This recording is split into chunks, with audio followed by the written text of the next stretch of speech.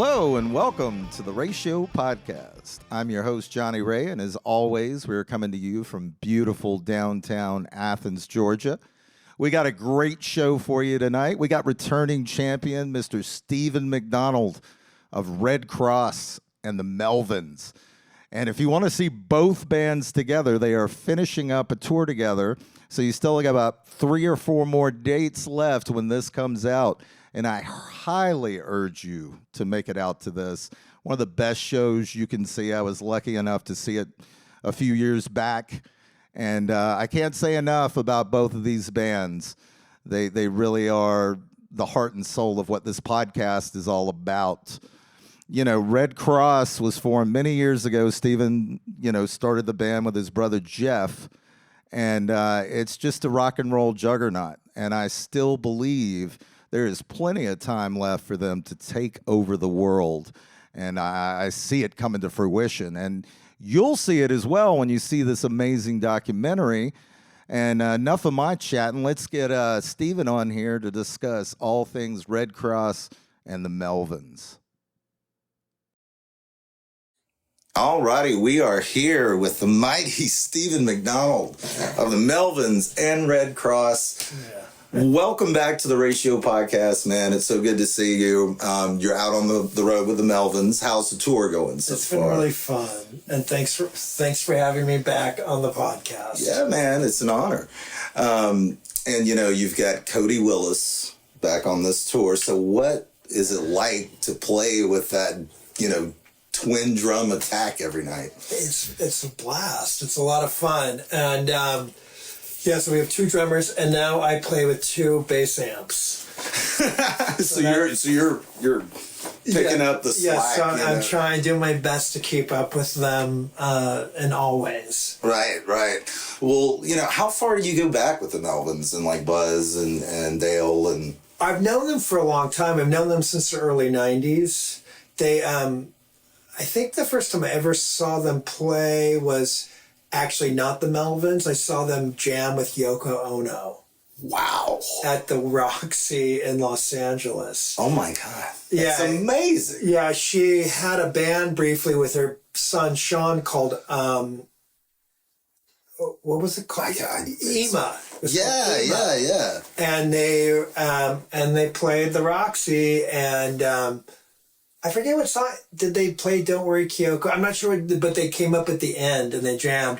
And it was, I think Russell Simmons from the Blues Explosion. He was playing drums in that band. It was a really kick-ass band. Sure, yeah. It was Sean Ono, Russell Simmons on drums, and I don't know who the bass player was, but he had a cool bass. I remember that. He had a vintage Guild bass. But weird things you remember. But Russell knew Buzz and Dale, and he brought them in somehow. Maybe Sean had expressed interest in Melvins or something. But and then we had mutual friends, Bill Bartell, the late Bill Bartell from White Flag, had already been on the Melvins. He was always and he was already on the Sean Lennon, Yoko, because he started. Bill was sort of like the driving force behind that side project band we were in called the Tater Tots. Yeah. Okay, so the Tater Tots is all about sort of like holding a light to specifically not just Beatle wives, but specifically Linda McCartney and Yoko Ono. Yeah. And so Bill was very energetic about forging a relationship in that camp. And at any rate, that would have been the common thread for me with Buzz and Dale, was that I knew Bill. And so that was probably around 91 or something. And then Buzz moved to LA around 93.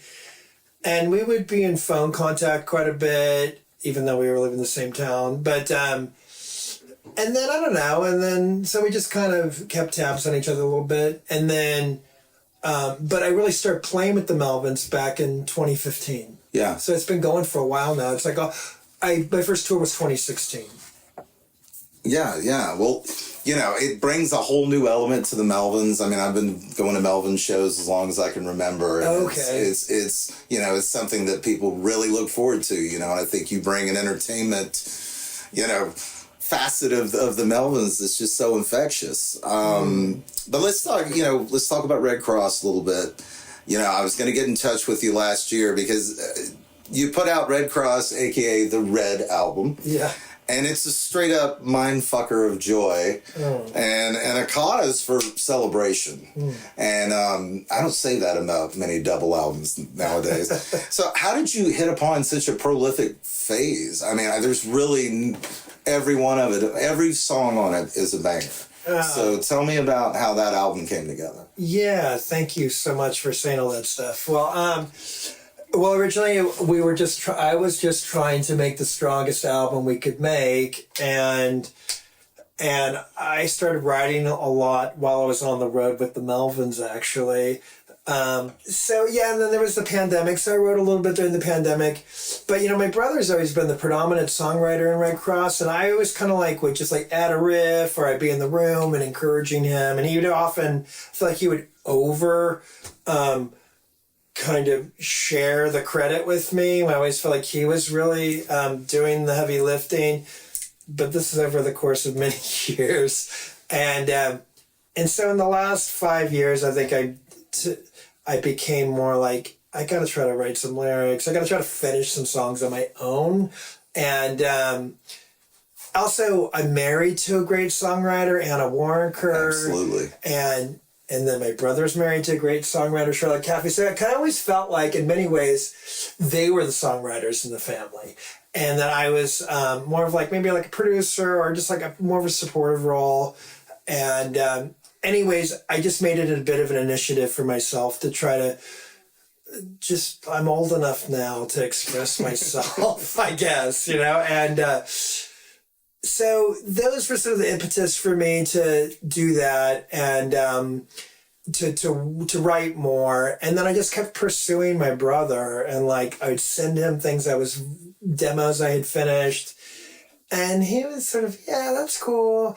But then eventually, I think he got the sense I better go over there to my house, or he's going to write our entire next record by himself. And so him and I just got together kind of every day for about 3 months or so in the beginning of 23. We just kind of sat face to face with acoustic guitars, and we mostly would just he's a big fan of just playing songs from songbooks. He's got this app.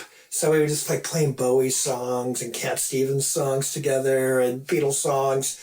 And then it was a very unofficial thing. He doesn't he's a little cagey about commitments. And so I would never say okay, so we're writing at 1, right? I would just kind of basically leave the door open. And if the vibe is good, then he comes, is basically how that works, I think. And so we were just having fun, just playing and singing together. And then the last sort of 20 minutes of each day, I'd be well, I had this idea. And then next thing you know, we would finish it together. And that just kept happening over and over. And so when we got into the studio, which was towards the end of 23, we had 17 songs demoed.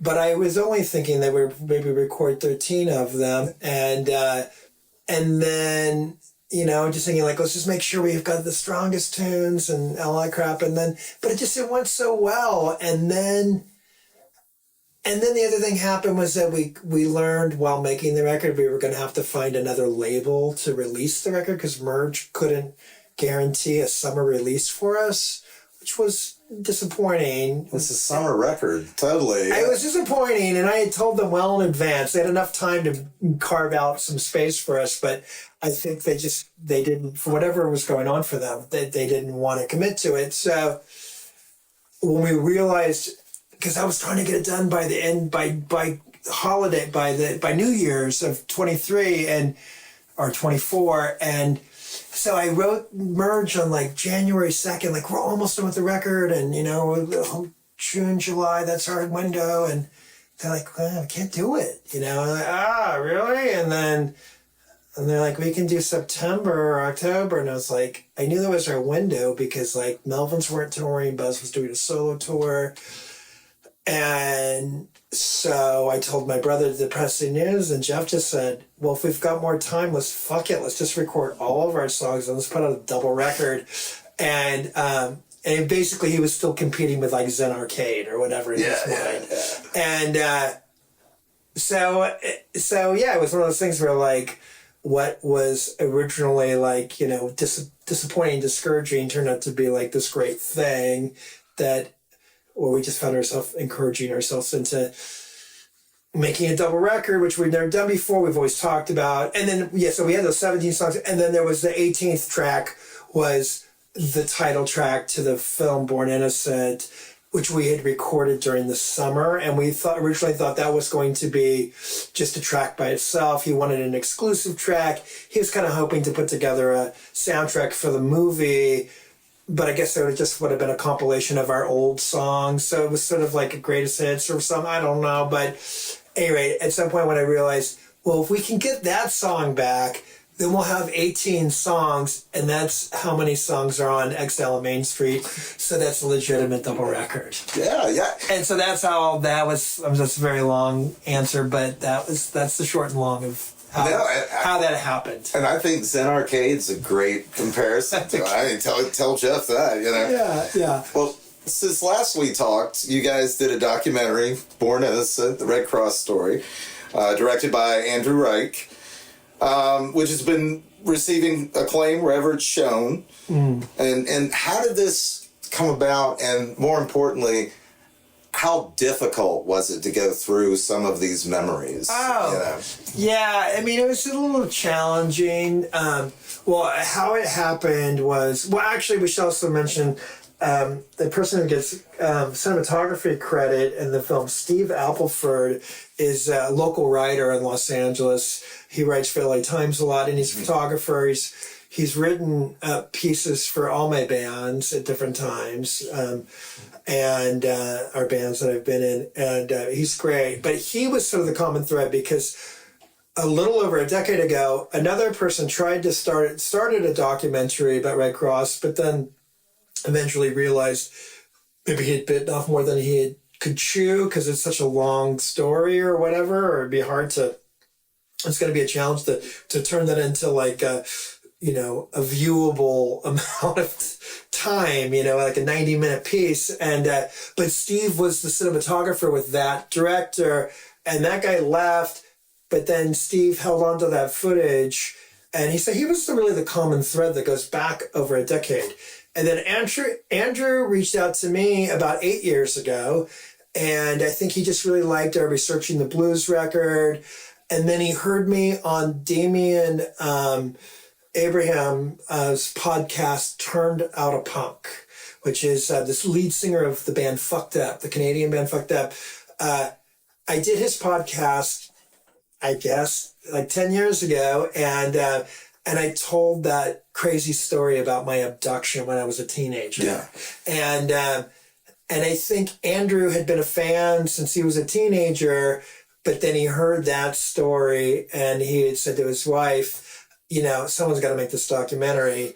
And she said, well, and Andrew's like, but why isn't someone making this documentary? And she's like, maybe because you're supposed to do it. And he had never made a doc before. He has all this experience in film and television, or television. He's a writer. He wrote on the TV show Friends for 8 years, and then was the showrunner on Friends for the last 3 years, which is like the most mainstream, most successful situation comedy of our generation. Right. You don't necessarily think of that as a no-brainer with this scrappy underground band, Redd Kross, but Andrew's a unique guy, and I think his sensibility was really helpful in many, many ways. But, his main, I'm sorry, I'm just kind of going. Go on. Okay. Well, I think one of his main objectives was to initiate the uninitiated. He was into the idea of making a film that would be engaging to anybody, regardless if you've ever heard a single note of our band or not. And, you know, and in reality, that's most people. And so I think, you know, that I'm really grateful for that. And, you know, I think he just thought there was enough sort of universal human elements to our story. You know, anybody's ever had a sibling, anybody's ever, you know, had a goal, a seemingly unachievable goal that they kept trying to work at, you know.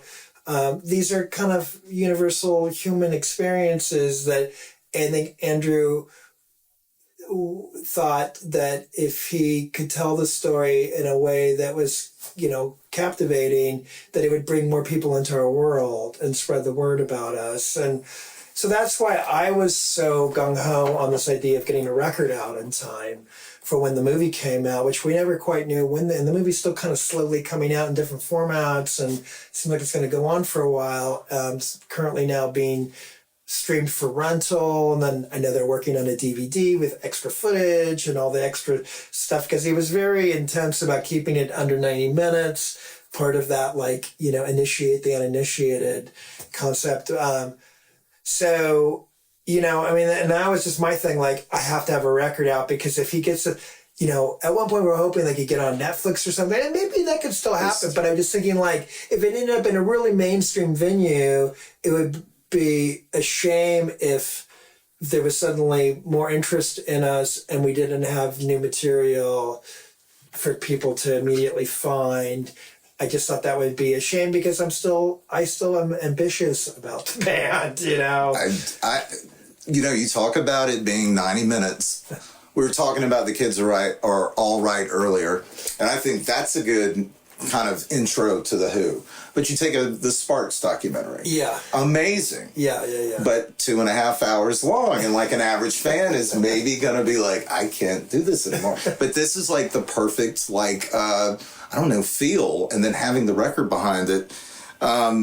You go in the documentary, you and Jeff would do some really ambitious covers. You know, you do like you opened with the Tommy Overture. Oh, yeah. The second, you do the second half of Sgt. Pepper, the second half of Let It Be.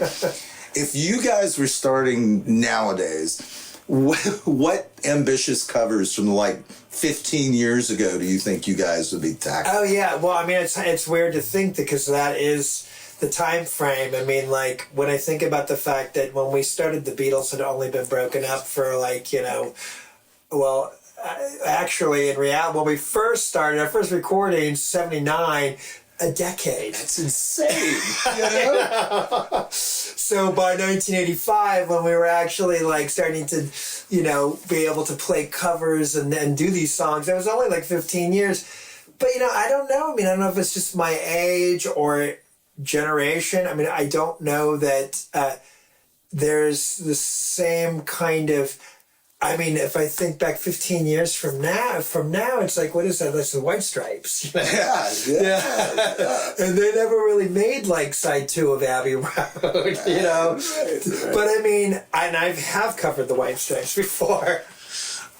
Yes, very famously. How was that? Getting so much interest. If people don't know, Steven added bass lines to, I think it was White Blood Cells. Yeah. Yeah. And I retitled it Red Blood Cells, yes. REDD, and I put it up on redcross.com.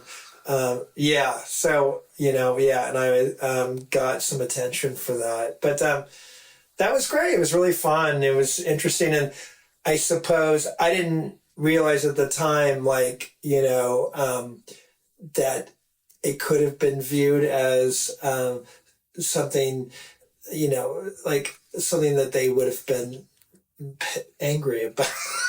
It looked to me like a beautiful, like, you were so moved by a record, you're like, it was like interacting with the art. It was like... Sure, and it also was like, it came at a time when the band was, Redd Kross was on hiatus, and I think I kind of just missed being in a band. Yeah. So I sort of inserted myself into their band, regardless if they wanted that or not. Right. Well, I think they would have been lucky to have you, you know. I've done a lot of research in the last couple of years, hanging out with the Bad Religion guys and stuff like that. And all this research, I had Jane Weedland on last month. Cool. All this research of the LA punk scene, the early LA punk scene, you're in every bit of literature. Oh, wow. And you hold just knowledge that I find so fascinating. And I'm just going to go down some venues and some places, and you just give me a memory or just. Okay, I'll do my best. All right, the Hong Kong Cafe. Well, that's the Hong Kong Cafe. That's where we played our first nightclub appearance. Yes, opening for Black Flag. Right? Yeah, opening for Black Flag, and it was one of their earliest nightclub appearances as well, because they were doing shows that they would put together their own, moose lodges down in the South Bay area, which is more a suburban area that we grew up. But the Hong Kong Cafe was in downtown LA, and it was this pretty magical spot. I mean, I got to see all the first generation, or most of the first generation LA punk bands there. I saw the Germs. We played with the Germs there. I saw the Bags. I saw just all these great bands. All these bands, many were on Dangerous Records, and I idolized them all. So the fact that we got to see that, and then we eventually got to actually be a part of the musician community there. That's how we came up, and so it was meaningful. We got signed out of there. The Posh Boys saw our first show, and gave us a record contract. Immediately we were signed on the spot. People always say, "Why were you on SST?" It was like, well, we got signed before SST was actually even a real record label.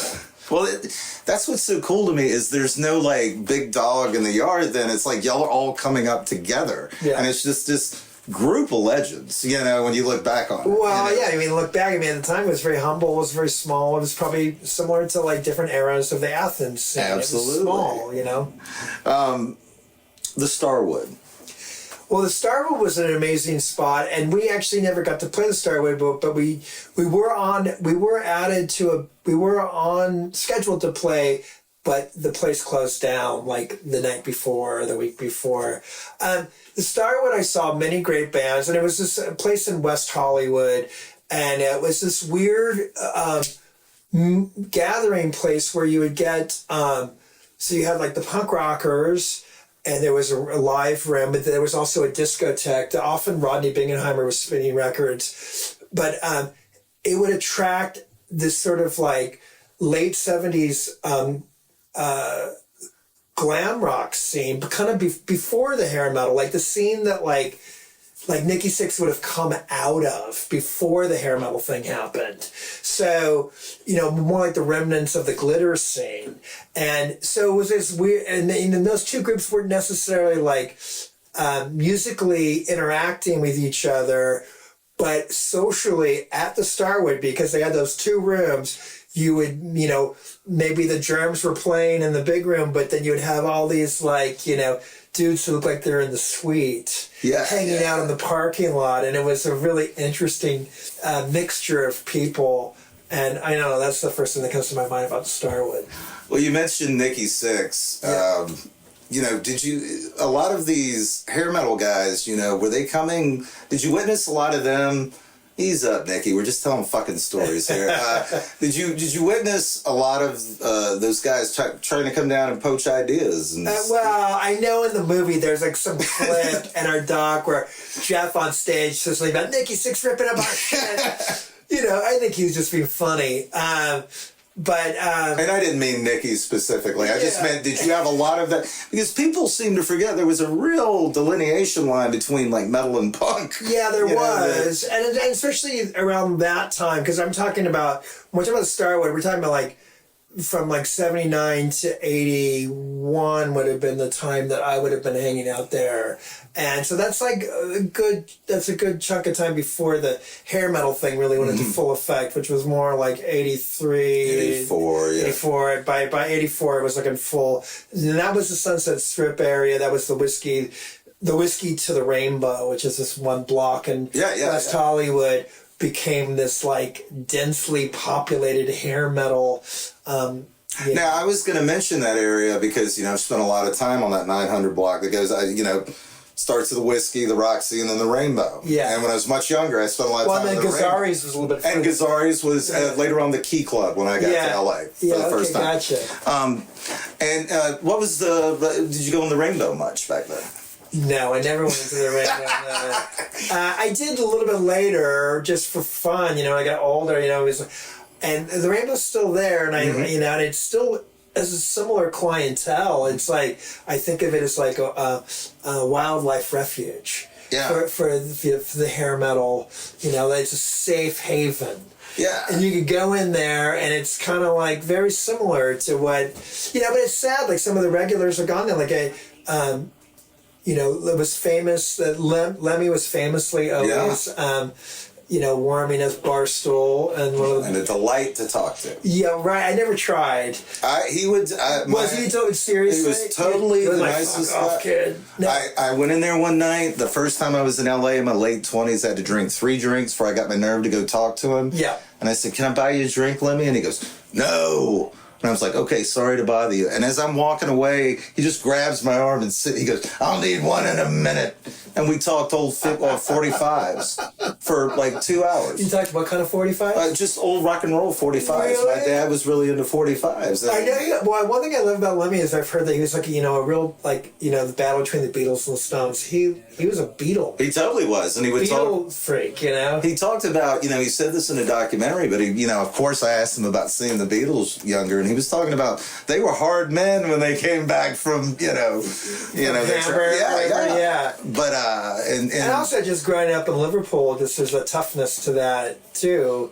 Yeah, I mean, his thing was like, the Stones were like, you know, posh art school. I mean, not art school, but like they're posh London kids, and the Beatles were more like they were rough, you know. Yeah, I think he was a Brian Jones fan too. So it's like, but you know, I'm sure he liked all of it, but like just this idea of like, because the Beatles had such this Brian Epstein made, you know, really clean them up, and they with the matching suits and everything, and that people in time thought of them as like, oh, they were the clean, digestible, safe band. Yeah. And that the Stones were the scary, rough ones, and that, you know, and in reality, Mick Jagger had gone to the London School of Economics, and you know, whatever. You can't judge a book by the cover. You can't. You know, just to wrap up the Rainbow, I think it was the first place my late 20s from South Carolina ass smoked pot, like sitting in an establishment, like on the patio out there. Oh, yeah. And that to me was so fucking subversive. Yeah, right. At that point in my life. And also, you know, who's always at the Rainbow is John Entwistle. Yes. He was often warming a bar stool, like right down the, you know, a few down from Lemmy. I made friends with Tony Vesio and Mike Weber, the guys that used to run it. They were so nice to me. But if somebody, they were like, Nicky Rourke's in here, you should meet him. They would take you over to these people. Oh, that's and I'd be cool. like, you know. But a few more, just how about Madame Wong's? Well, there was 2 Madame Wongs. Yes. There was East and West. And Madame Wong's East, I don't think we ever played Madame Wong's West, which was in Santa Monica. But I did go there quite a bit, and or at least a dozen times. Madame Wong's East was in Chinatown, and it was in the same courtyard as the Hong Kong Cafe, which was like this sort of this pedestrian, like a sort of a, Chinatown attraction. It wasn't it was a legitimate Chinatown, but there was no car traffic in it, and it was like a sort of an outdoor shopping mall from the 50s or 40s or I don't know when that thing is built. So it was this really cool, kind of fun little, enclave that we were a secret little spot, and there's this courtyard in the middle of it, and they called it Jinling Way. And that's the name of the walking street. And on one side was the Hong Kong Cafe, and that's where the Germs and all the Dangerous bands played. I think the Alley Cats were the first band to play the Hong Kong Cafe, and we knew them. And they told us about this new place. And then across the way was this other nightclub called Madame Wong's, and it was the new wave club in town. And it's the place, I think the Police did one of their first LA shows there. It was much more established kind of bands assigned to major labels that had maybe like the new wave banner. The new wave label had been given to them probably as, it's more as a marketing thing than anything. But so bands like the Motels, the Plimsolls would have been there, power pop bands. We eventually played there, but more like around 82, 83. I think we played a show. We opened for Fishbone there, strangely enough. And but the owner, Madam Wong, she had banned a bunch of punk bands. I don't know which bands it was, or the Germs or the Bags, but she was really controlling and freaked out by the band, the audience's response to those bands. Right. And she thought that it was, something uncivilized or just dangerous or going to mess up her club. So it kind of started this whole kind of war between the two venues, because when all those bands got banned and not allowed to play there, then it became like the battle of like the punk rockers and the new wavers. But it was never like, there was never a roust between there was no there was no violence or anything. It just was like more of like those aren't our people kind of thing. And that lasted for maybe a year or so, but it seemed like a long time then. Right. Yeah. Well, it's so interesting to hear about these places. You bring them to life, just places I've read about. And, I'm not a religious man, but I do think there's magic in music and art. And I think one thing probably the only place I've read this in a religious text is a Satanist kind of thing, is talking about there's magic in items from the past that you interact with. And I feel that, how Jeff talks about this, I want to get this exactly right, this psychotic garbage culture that you guys celebrate kind of and interact with, coming up either maybe earlier or even recently. Have you ever, what is the weirdest interaction you've had with someone that you've celebrated in song or in art? Oh, well, the weirdest interaction, who have we really celebrated? I know we did a song called about Mackenzie Phillips. I know one time, here's a fun one. Mackenzie, because we had the song called Mackenzie on Neurotica, and it was definitely like a direct reference to her. You always kind of like these like troubled, young girls who survived some kind of, like for her, growing up as, the stories about her that later came out just heartbreaking. Her family were like, she was raised by wolves, and the Wolf King of LA. It's incredible how well she has, bounced back from that really rough, dysfunctional experience. But just a fun Facebook story was like, there's this funny, great photo floating around on Instagram, or on Facebook or whatever, and it's Mickey Dolenz, Alice Cooper, is John Lennon? The Hollywood Vampires, Keith Moon, and well, it's not Keith Moon, but Harry Nilsson. Harry Nilsson's in the picture, and is John Lennon? I think John Lennon. John Lennon was this last weekend. Yeah, and then there's a woman who looks exactly like Mackenzie Phillips, and I had posted, and you just look and you assume and it says The Troubadour 1974 or whatever, and I just said, and I remember I had posted it, and I said, and thinking in 1974, it's like all these rockers are probably starting to sort of fall off their prime, Mm-hmm. And I said, it's funny, in this picture, at this moment, Mackenzie Phillips is the coolest person in the room. and she commented on it, and she said, laugh out loud, but that's not me. That's amazing. Because it's not her, but it's a girl who looks a lot like her. And actually, Mackenzie probably would have been a bit younger. He might have been more like 13, and this was like an 18-year-old or something. But that's, but the idea of like interacting with Mackenzie Phillips and telling her she's cooler than like, Alice Cooper in 1974, and her laughing and saying it's not me. I feel like there's something important about it. I feel like I worded it poorly, but it's like there's something, it's mentioned in the documentary. To me, there's always been something subversive about Redd Kross in the sense of, we're going to throw fucking melody at you, but we're also heavy. How hard is it to put yourself out there as an entertainer and for lack of a better word, just act a fool, It's a hard, I mean that with all due respect. It's the hardest thing to do in the world. It's funny, that's a good way of putting it. Thank you. I definitely feel it sometimes with the Melvins because, it's been a long time now. I've been playing with them, but I still at times can feel like an interloper in their world. And I'm up there acting a fool, as you say. And it takes a lot of gall when you can also feel like in that environment, the negative voice in my head can be like, calm down, they're not here for you. Yeah. Yeah, so that's the one thing. They're not here for you. So stop it. But then I look at my bandmates and they're going for it. And so it's like, oh no, this is appropriate in this environment. And we are trying to go somewhere with this. We're trying to take this experience and heighten it somehow.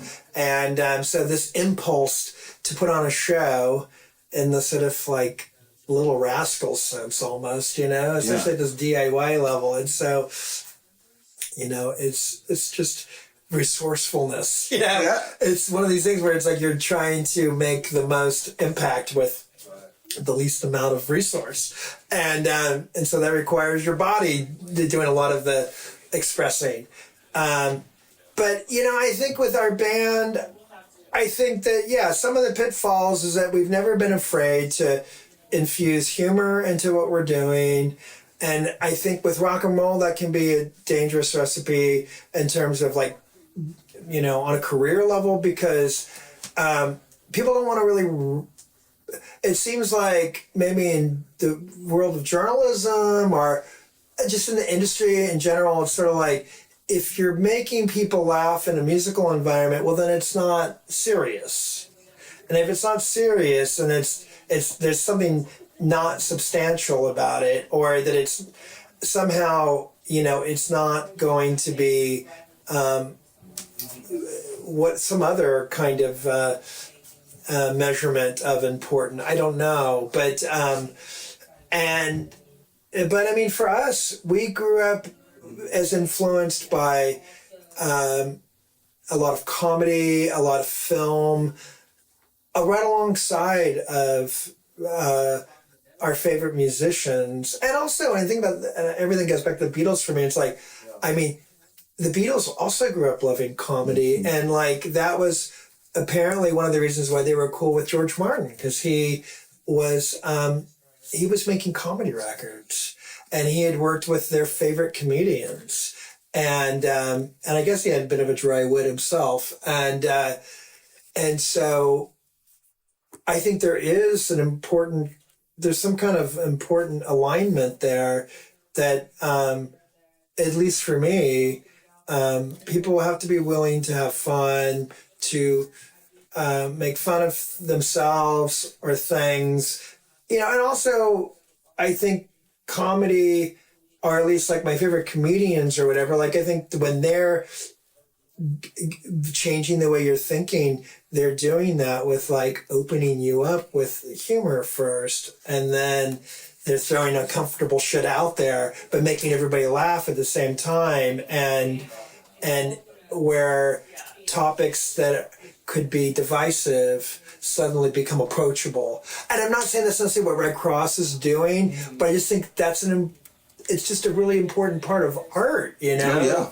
And to just dismiss that color, if you will, of the artistic palette or whatever, be out of fear that you won't be received as a serious artist, then would be it's just somehow it's too limiting. Very much. You know, it's like I was riding here and we've known each other a little bit and I was bringing you this Pylon record, and it was a perfect example of that is like Steven will totally get this Pylon record or probably already knows it, but we could also sing along. He's probably one of the few humans that could sing the Razzle Dazzle Hudson Brothers theme song with me.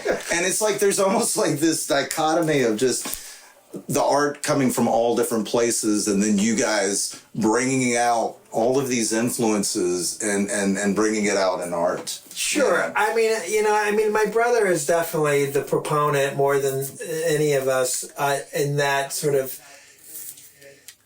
and that initiative of like, I don't know how self-aware I was growing up. I know I was just ingesting all this popular culture, and I was born in this bath of television and music, and then you mentioned subversive, like at some point I think when we were coming up in the early LA punk scene, a lot of that world that we were coming up was more about reacting against the mainstream, and a lot of that is delivered through the medium of television, and which was our babysitter, growing up. And not that our parents were neglectful, but they were both working, and we were latchkey kids, as they say, and so we had no limits on our screen time, as they say nowadays, and we were just just drinking this crap, and then by the time we were interacting with Black Flag, they were starting to, part of their sort of like code of culture of in their little bubble of their band was like to reject all this stuff. And at first we were kind of like probably trying to fit in, like kids, like yeah, that's lame. And then at some point they were like, well, actually I kind of like that stuff, or I like this or that, and realizing that like one of the most like crazy things you could do would be to like own your love of this stuff that the dudes that were like 8-10 years older than us were throwing away at that moment. Yeah. Because they were all born in the mid-50s, and so they were rejecting 60s and 70s popular culture as young 20-something year olds. Yeah. And for us, we kind of realized at some point, well, it's kind of, it's almost self-hating to reject it for us because it was part of who we were, Yeah. It shaped much of our experience. So, I think Jeff was more cognitive of those active choices to, to want to cover a song from Bewitched on our covers album, Teen Babes from Monsanto, for instance, yes. And to place that right alongside of a Stooges song and a early Bowie track, and to put it on this, at least in our eyes, in the same esteem is unique to us, I guess. Right. Well, Steven, I can't thank you enough for coming on the podcast again. Oh yeah. Is there anything you want to plug before we get done today? Well, just that our documentary that you mentioned, Born Innocent, the Redd Kross Story, is currently available to rent streaming. You have to go to reddkrossfilm.com, and I will spell that for you, REDDKROSS film.com. So yeah, I mean a lot. So because the film has only been playing, in theaters, but like very limited one night things in different cities. But now you can, if you've heard about it and you haven't got a chance to see it, you can see it. If you've got any way to stream anything, you can watch it. And then also we put out a book at the end of last year too that is maybe worth mentioning called Now You're One of Us. The incredible story of Redd Kross, and it's co-authored with a great writer, Dan Epstein, and it's my brother and I, and it's written in like oral history form, kind of like Please Kill Me. Yeah, and Dan just kind of Dan did a lot of curating of hours and hours of interviews, but apparently it's a compelling read. Yeah, yeah. I cannot recommend all of these enough. Well, thanks. And Thank you. like I said, everybody check out that last Redd Kross album, the Red album. It is the elixir you need right now. Thank you. Yeah, cheers. We want to thank our friend Steven McDonald for coming back on the Ratio podcast. Always a blast having him on. And we want to thank Monica, one of the best press gurus in this business, for setting it up again. Thank you so much. And personally, and I got to get this out, I want to thank Jeff and Steven for creating Redd Kross, such a beautiful rock and roll noise that really gets into your soul and has just brought so much positivity and so much good music into this world. Make sure you check out their back catalog and definitely check out this documentary. It's up there with some of my favorite music docs ever, and you will not be disappointed. That's our show for tonight, so follow us on the socials, stay switched on, and we'll talk to you soon.